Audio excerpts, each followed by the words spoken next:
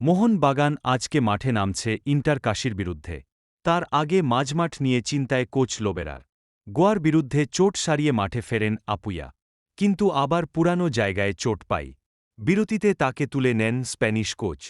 ফলে তাকে নিয়ে ধোঁয়াশা তৈরি হয়েছে। তবে এই মোহনবাগান দলে সবচেয়ে বড় সমস্যা মাঝমাঠে দখলের অভাব।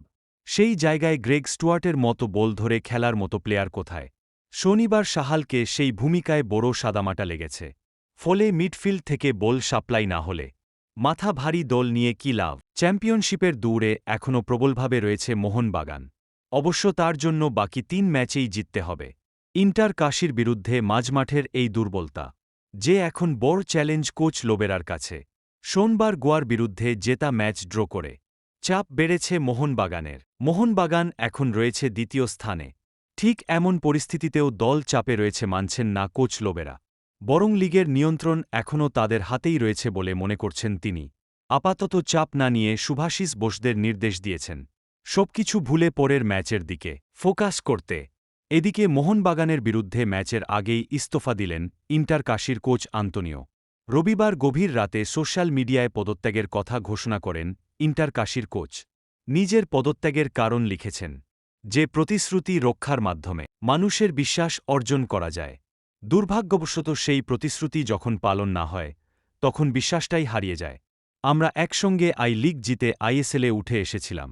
একই সঙ্গে ভারতীয় ফুটবলের শীর্ষস্তরে থাকাটাও নিশ্চিত করেছি। আমার যাত্রা শেষ। আমি আন্তরিকভাবে দলে প্রতিটি ফুটবলার ও সাপোর্ট স্টাফ এবং কর্তাদের ধন্যবাদ জানাচ্ছি। সবাইকে আগামী দিনের শুভেচ্ছা। কিছুদিন ধরেই ইন্টার কাশীতে আর্থিক সমস্যা চলছিল। তা নিয়ে মুখ খুললেন হাবাস।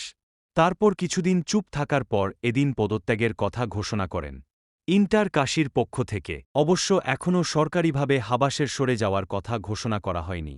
এবার আমরা চলে যাব মোহনবাগানের লাইন আপ কেমন হবে আমরা দেখে নেব চলো।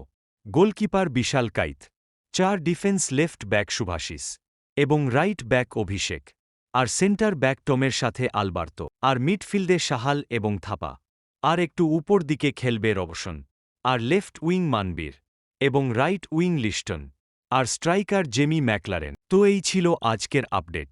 ভিডিওটা যদি ভালো লেগে থাকে তাহলে একটি লাইক করে চ্যানেলটি সাবস্ক্রাইব করে দিও।